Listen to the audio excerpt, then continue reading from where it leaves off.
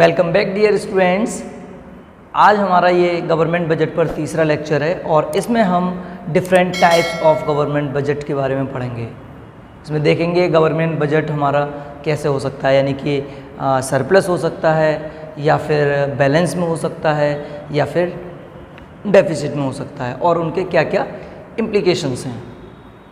Okay, तो सबसे पहला जो टाइप्स ऑफ बजट में अगर हम लें तो सबसे पहला कंडीशन बनती है भाई बैलेंस बजट की।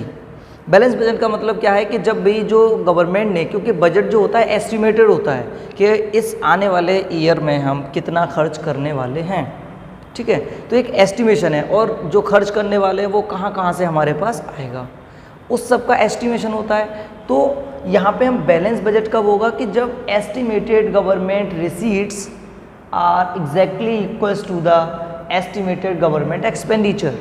जैसे मान लीजिए गवर्नमेंट ने सोचा कि भाई इस साल हमारे पास 100 या 1000 करोड़ रुपीस जो हैं इनकम होगी, रेवेन्यू रिसीट्स होंगी हमारे पास, चाहे वो रेवेन्यू से हो या कैपिटल से, यहाँ पे टोटल की बात हो रही है।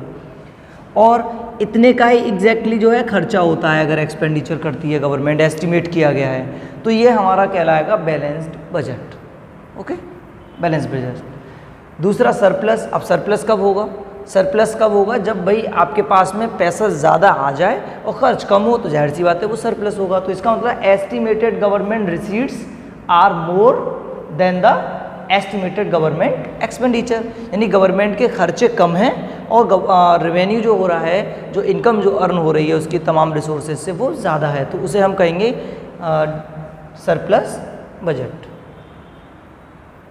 ठीक है। तीसरा है डेफिशिएंट बजट। डेफिसिट बजट में क्या है? डेफिसिट बजट में है कि भाई जब गवर्नमेंट की रेवेन्यू कम हो, यानी इनकम तो कम हो रही है और खर्चे ज़्यादा कर रही है गवर्नमेंट, तो उस कंडीशन में ये डेफिसिट बजट की कंडीशन कहलाएगी। It means estimated government receipts are less than the estimated government expenditure. तो खर्चे ज़्यादा हैं गवर्नमेंट के और जो रेवेन्यू एस्टिमेट किया है वो कम हो पा रहा है, तो उस कंडीशन में क्या होगा, जो गवर्नमेंट है वो या बजट है हमारा गवर्नमेंट का वो डेफिसिट में कहलाएगा। ठीक है। सो जब बैलेंस में है बजट में तो कोई प्रॉब्लम नहीं है कि भाई 100 करोड़ का हमने एस्टिमेट किया था, पैसा आएगा और 100 करोड़ खर्च करेंगे, तो कोई प्रॉब्लम वाली बात नहीं है यहाँ पे बैलेंस में। सरप्लस में यह है कि गवर्नमेंट के पास पैसा आ तो ज़्यादा जाएगा, खर्च कम करना है, तब भी गवर्नमेंट के ऊपर कोई प्रॉब्लम वाली बात नहीं है।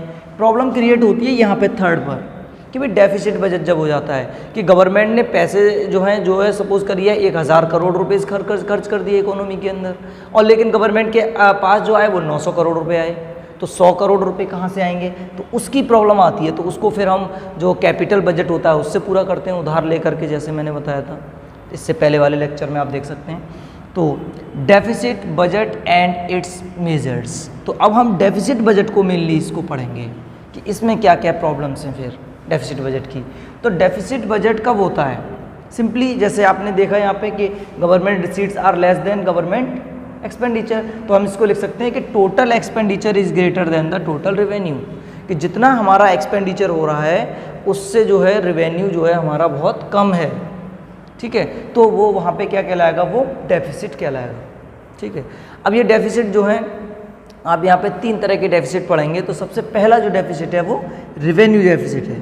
रेवेन्यू का जो रेवेन्यू अकाउंट पढ़ा था कल आपने, जो है देखे कंपोनेंट्स लास्ट लेक्चर में, कि कंपोनेंट्स में एक तरफ रेवेन्यू जो है बजट था, दूसरी तरफ जो है कैपिटल बजट था।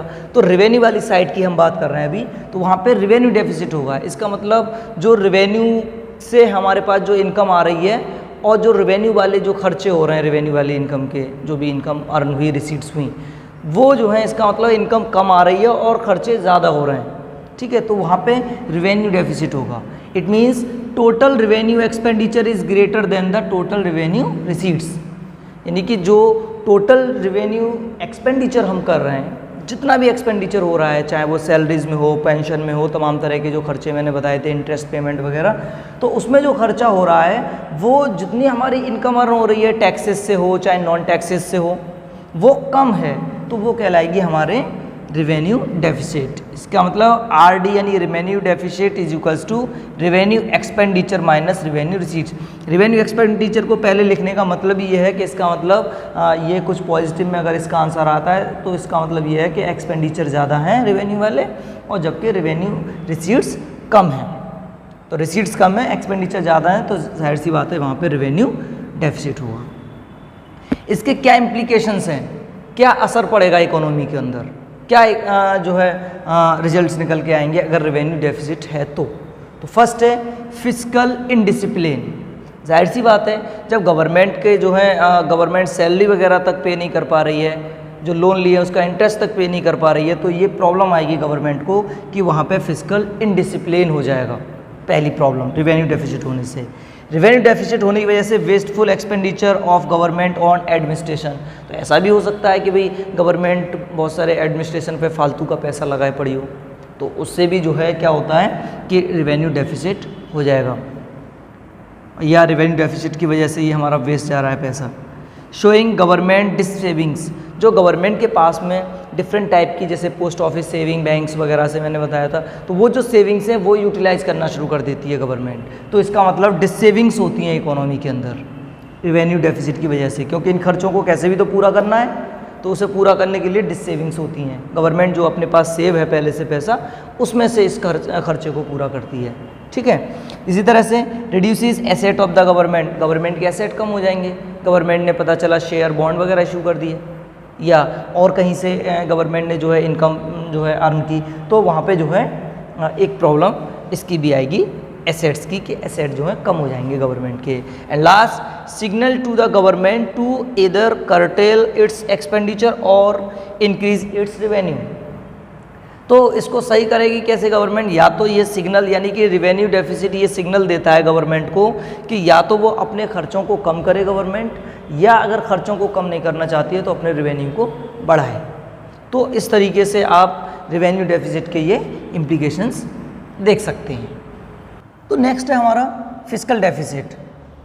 फिस्कल डेफिसिट क्या है, यानी कि टोटल जो हमारा कह सकते हैं expenditure is greater than the total revenue और टोटल रिसीट्स। यानी कि जो गवर्नमेंट चाहे वो आपका रेवेन्यू अकाउंट हो या फिर कैपिटल अकाउंट हो, तो दोनों में मिला करके टोटल जो एक्सपेंडिचर हो रहा है वो ज़्यादा है गवर्नमेंट का, जबकि उससे जो इनकम अर्न हो रही है या रेवेन्यू आ रहा है गवर्नमेंट के पास में, तो वो जो है क्या है, कम है। तो हम उसे कहेंगे फिस्कल डेफिसिट। इसका मतलब total expenditure is greater than the total receipts, यानी टोटल एक्सपेंडिचर गवर्नमेंट का टोटल सभी मिला करके, चाहे वो किसी भी अकाउंट में खर्च कर रही हो, चाहे रेवेन्यू में या कैपिटल में, वो ज़्यादा है जबकि रिसीट्स कम है, तो उसे हम फिस्कल डेफिसिट कहते हैं। फिस्कल डेफिसिट निकालने के लिए क्या है, total expenditure minus total revenue. अब टोटल एक्सपेंडिचर यानी कि दो तरह का ले सकते हैं यहाँ पे हम। टोटल एक्सपेंडिचर में क्या आएगा, यानी कि FD equals to total expenditure, यानी कि दोनों में फर्स्ट यानी कि revenue expenditure plus capital expenditure, ये टोटल एक्सपेंडिचर हो गया हमारा दोनों अकाउंट का, minus revenue receipts plus capital receipts.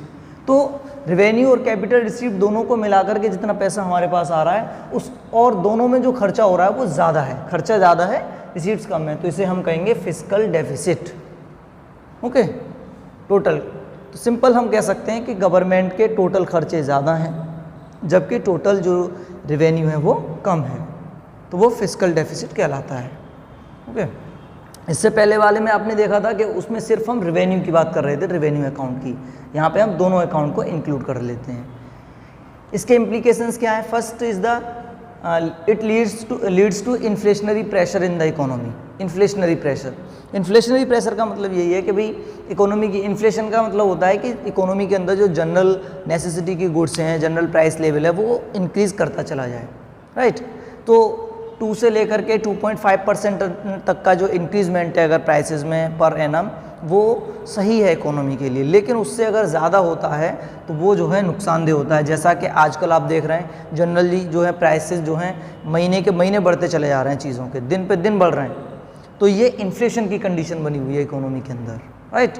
तो इन्फ्लेशनरी प्रेशर क्रिएट होगा, जाहिर सी बात है जब गवर्नमेंट पैसा ज़्यादा खर्च करेगी तो किसी न किसी की तो इनकम होगी उससे, चाहे वो कहीं पे भी खर्च करे, सपोज करिए रोड बनवा रही है गवर्नमेंट, तो रोड बनवाने में तमाम लोगों की, जहाँ से सीमेंट आ रहा है, जहाँ से रोड़ी वगैरह आ रही है, उसमें इतने सारे मजदूर काम कर रहे हैं, तो जहाँ जहाँ पे गवर्नमेंट खर्च करेगी उन सब की इनकम होगी। जब इनकम होगी तो जाहिर सी बात है वो लोग डिमांड भी करेंगे मार्केट में, और जब डिमांड करेंगे तो जाहिर सी बात है उस चीज़ के प्राइसेस बढ़ना शुरू हो जाएंगे, क्योंकि सप्लाई तो उतनी है नहीं, तो वहाँ पे कंडीशन क्रिएट हो जाएगी, demand is greater than supply, तो इससे क्या होगा, price will rise in the economy. So this is the condition of inflationary pressure in the economy will create due to the fiscal deficit. Next one is country face डेब्ट trap. डेब्ट trap, कर्जे के जाल में फंस जाना। जैसे एक सिंपल सा एग्जांपल आप लें, जैसे कि आपने सपोज करिए एक फ्रेंड से लोन लिया, पैसा लिया कुछ टाइम के लिए कि भाई मैं अगले महीने वापस कर दूंगा, लेकिन टाइम पूरा हो गया, आप वापस नहीं कर पा रहे, आपको और परेशानियाँ आ गई, आपको और पैसे की ज़रूरत है, तो आप वापस कैसे करेंगे। लेकिन जैसा कि आपने प्रॉमिस किया था, आपको जो है अपने फ्रेंड को पैसे वापस करने हैं, तो आपने क्या किया, किसी दूसरे फ्रेंड से लेकर के उस पहले वाले फ्रेंड को पैसे वापस दे दिए। तो पैसे तो उसके वापस हो गए, लेकिन आप अभी भी कर्जदार बने रहे, दूसरे वाले फ्रेंड के कर्जदार हो गए। फिर उसका भी टाइम पीरियड जैसे पूरा हुआ, उसे भी पे बैक नहीं कर पा रहे हैं, तो फिर आपने किसी और फ्रेंड से लेकर के उसे वापस कर दिए। तो ये कंडीशन कहलाती है डेब्ट ट्रैप की। इसी तरह से कंट्री जो है डेब्ट ट्रैप में कैसे फंसता है कि कंट्री ने, हमारे इंडिया ने सपोज करिए लोन ले लिया यूएसए से, ठीक है, और यूएसए का जब टाइम हो गया, जैसे कि 1 साल के लिए लिया था और टाइम पीरियड पूरा हो गया, तो अब हम रिपे नहीं कर पा रहे, वापस नहीं कर पा रहे, तो क्या होगा, कंट्री क्या करेगा, फिर हो सकता है कि जैसे रशिया से लोन ले लिया, जर्मनी से लोन ले लिया, तो किसी कंट्री से दूसरे से लोन लेकर के, पैसा लेकर के यूएसए को वापस कर दिया, क्योंकि जो टाइम के मुताबिक वापस करना था उसे वापस कर दिया। तो अब हम जो है यूएसए को तो पैसा दे दिए, लेकिन अब हम जो है रशिया के कर्जदार हो गए, ठीक है। तो ये कंडीशन कहलाती है डेब्ट ट्रैप की। तो जाहिर सी बात है इस खर्चे को पूरा करने के लिए हम जो है डेब्ट ट्रैप की कंडीशन में फंस जाते हैं। Reduces future growth and development.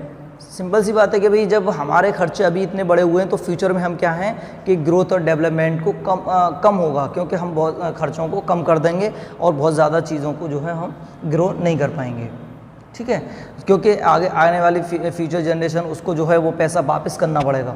जैसे आज के टाइम पे जैसे गवर्नमेंट तमाम कंट्रीज से इतना पैसा उधार ले रखा है, ठीक है, तो गवर्नमेंट ने अगर पैसा उधार ले रखा है, तो अब वो पैसा, अब मान लीजिए ये गवर्नमेंट चली जाती है, तो ऐसा थोड़ी है कि पैसा वापस नहीं करना है, कोई सी भी गवर्नमेंट आए या यही गवर्नमेंट रहे, तो पैसे तो वापस करने ही पड़ेंगे उसके। तो फ्यूचर में इतना ग्रोथ हम नहीं कर पाएंगे फिर, क्योंकि हमें कर्जा भी वापस करना होगा।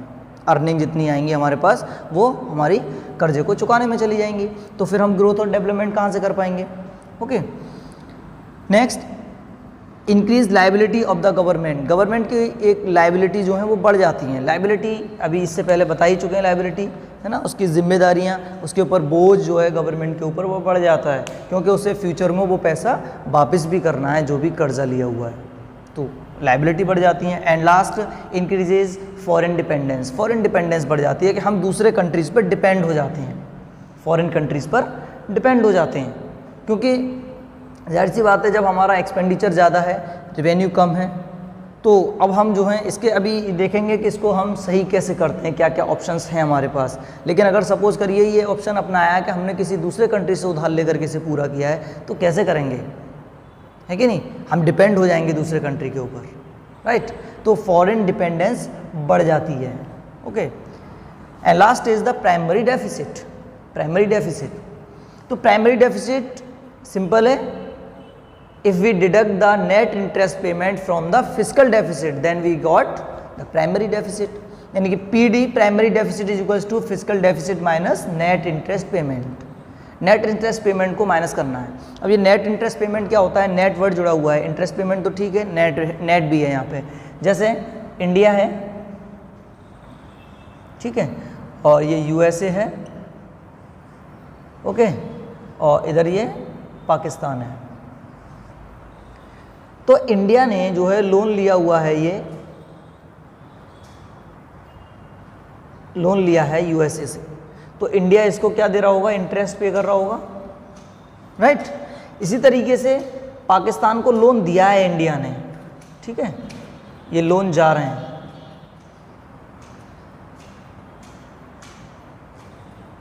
ठीक है। तो पाकिस्तान क्या करेगा, हमें इंडिया को जो है इंटरेस्ट पे करेगा, ठीक है। अब सपोज करिए जैसे हमने जो भी लोन लिया था उस पर हम सपोज करिए $1000 का जो है इंटरेस्ट पे कर रहे थे यूएसए को, और जो पाकिस्तान को हमने लोन दिया था उस पर हमें ₹800 का इंटरेस्ट आ रहा है हमारे पास, $800 का, ठीक है। तो जो हम वाकई में पे कर रहे हैं वो कितना कर रहे हैं, $1000 माइनस $800 इज इक्वल्स टू $200। तो इसका मतलब ये हुआ कि हम $200 का जो है नेट इंटरेस्ट पेमेंट कर रहे हैं, क्योंकि हम 1000 तो पे कर रहे थे, $1000, लेकिन हमारे पास $800 आ भी रहे थे इंटरेस्ट के तौर पे। तो इसका मतलब एक्चुअल में हम कितने पे कर रहे हैं, $200। इसी को कहते हैं हम net interest payment, net interest payment. Okay, तो इसको हटा दीजिए बस फिस्कल डेफिसिट में से, तो हमारे पास जो है प्राइमरी डेफिसिट निकल आएगा। तो ये निकालते क्यों है primary deficit, what is the implication of primary deficit? So it indicate how much of the government borrowings are going to meet expenses other than the interest payment, यानी कि इंटरेस्ट पेमेंट के अलावा गवर्नमेंट को और कितने सारे मतलब जो है पेमेंट्स या लोन वगैरह जो भी ले रखा है वो वापस करना है, राइट। तो सिर्फ यहाँ पे हमें ये पता चल जाएगा कि ये तो जाना ही है इतना, $200 सपोज करिए, ये तो देना ही है हमें। ओके, $200 पे करने हैं। क्यों? क्योंकि ये जो $200 हैं ये तो इंटरेस्ट के तौर पे जा रहे हैं, इससे हमारा जो लोन या डेट हमने लिया हुआ है उस पर कोई फ़र्क नहीं पड़ रहा है। तो इसके अलावा भी हमें कितने पैसे और बाकी देने हैं। जैसे सपोज़ करिए गवर्नमेंट को $2000 की ज़रूरत थी, तो $2000 तो वो लेने पड़ेंगे अगर कर्ज़ा ले रहे हैं हम किसी कंट्री से, प्लस $200 ये अलग चाहिए क्योंकि इंटरेस्ट भी पे करना है। तो उस वक्त इतने डॉलर की ज़रूरत पड़ेगी, फिर मंथली जो है जो भी डॉलर होगा वो हमें पे बैक करना पड़ेगा। तो इस तरीके से हम प्राइमरी डेफिसिट को भी निकाल सकते हैं। और अब फाइनली बात करते हैं हम measures to correct the fiscal deficit, कि अगर फिस्कल डेफिसिट है इसका मतलब यानी कि जो टोटल एक्सपेंडिचर हैं वो ज़्यादा हैं टोटल रिसीट से, तो इसको करेक्ट कैसे कर सकते हैं, सही कैसे कर सकते हैं, हमारे पास क्या क्या ऑप्शंस हैं ये जो एक्सपेंडिचर ज़्यादा है इस एक्सपेंडिचर को पूरा करने के लिए। तो गवर्नमेंट क्या क्या करती है, सबसे पहला मॉनेटरी एक्सपेंशन करती है, या हम उसको डेफिसिट फाइनेंसिंग कहते हैं। इसका मतलब ये है कि गवर्नमेंट आरबीआई से रिक्वेस्ट कर सकती है कि भाई आप जो हैं हमें जो है नए नोट्स प्रिंट करके दें, जितने भी ज़रूरत हो एक्सपेंडिचर को इसको पूरा करने के लिए। तो पहला ऑप्शन तो ये हो गया उसके पास कि इसको हम डेफिसिट फाइनेंसिंग भी कहते हैं, कि when the government requested to the RBI to print new notes to correct this deficit is known as the deficit financing or the monetary expansion. Next is the borrowing from public. Government जो है बोरो कर सकती है अपने shares bonds वगैरह cell करके public को, उसमें जो है गवर्नमेंट जो है जो भी एक्सपेंडिचर है उसको पूरा कर सकती है। तीसरा है डिसइन्वेस्टमेंट। डिसइन्वेस्टमेंट में यह है कि गवर्नमेंट जो है अपनी जो पब्लिक प्रॉपर्टीज़ होती हैं उनको प्राइवेट ओनर्स को सेल कर देती है, तो इसे हम डिसइन्वेस्टमेंट कहते हैं। डिसइन्वेस्ट का मतलब ये नहीं है कि इन्वेस्ट ना करना, हाँ ये कह सकते हैं कि गवर्नमेंट इन्वेस्ट नहीं करती है, जैसे कि रेलवे को सेल कर दिया तो अब जो है प्राइवेट जो इंस्टीट्यूशंस हैं जो भी उसे परचेज करेगा वो इन्वेस्ट करेगा, तो ये डिसइन्वेस्टमेंट कहलाता है। तो जब वो परचेज करेगा तो जाहिर सी बात है उसको पैसा देना होगा गवर्नमेंट को, तो गवर्नमेंट के पास में पैसा आ जाएगा। तो इसका मतलब ये है कि एसेट कम हो रहा है यहाँ पे, लेकिन समझे। Borrowings from international institutions and other countries, दूसरे कंट्रीज से किसी से लोन लिया जा सकता है, या किसी भी इंटरनेशनल इंस्टीट्यूशन जैसे IMF वगैरह है उनसे आप जो है लोन ले सकते हैं अपने एक्सपेंडिचर को पूरा करने के लिए। लोअरिंग गवर्नमेंट एक्सपेंडिचर, एक तरीका ये है कि भाई गवर्नमेंट के जब खर्चे बढ़ रहे हैं तो खर्चे कम कर दीजिए, जहाँ जहाँ पे आप कट कर सकते हैं खर्चे, जहाँ पे ज़रूरत नहीं है अभी उन खर्चों को कम कर दीजिए, ये तरीका हो सकता है।